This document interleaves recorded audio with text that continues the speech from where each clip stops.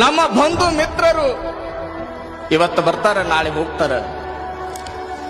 ನಾವು ಮಾಡುವಂತ ಸ್ನೇಹ ಇವತ್ತಿರ್ತದ, ನಾಳೆ ಹೋಗ್ತದ, ಮುಂದೊಂದು ದಿನ ಕಳೆದು ಹೋಗ್ತದ. ಆದ್ರೆ ನೆನಪಿರ್ಲಿ, ನಮ್ಮ ಭೂಮಿ ಮ್ಯಾಲ 3 ವಸ್ತುಗಳು, 3 ಗುಣಗಳು, 3 ವ್ಯಕ್ತಿಗಳನ್ನ ಯಾವತ್ತೂ ಕೂಡ ಮರಿಬಾರ್ದು ಅಂತ ಹೇಳ್ತಾರೆ. ಯಾವವು 3 ವ್ಯಕ್ತಿಗಳು? ಒಂದು ತಂದೆ, ತಾಯಿ, ಗುರು ಅಂತ ಹೇಳ್ತಾರೆ.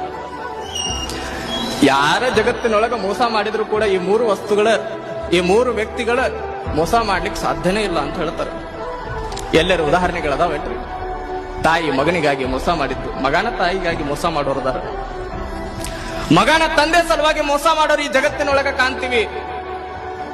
ಗುರುವಿಗೆ ಕಲಿಸಿರುವಂತ, ಗುರುವಿಗೆ ಬೆನ್ನಿಗೆ ಚೂರಿ ಹಾಕುವಂತಹ ವಿದ್ಯಾರ್ಥಿಗಳನ್ನ ಕಾಣ್ತೀವಿ, ಶಿಷ್ಯರನ್ನ ಕಾಣ್ತೀವಿ.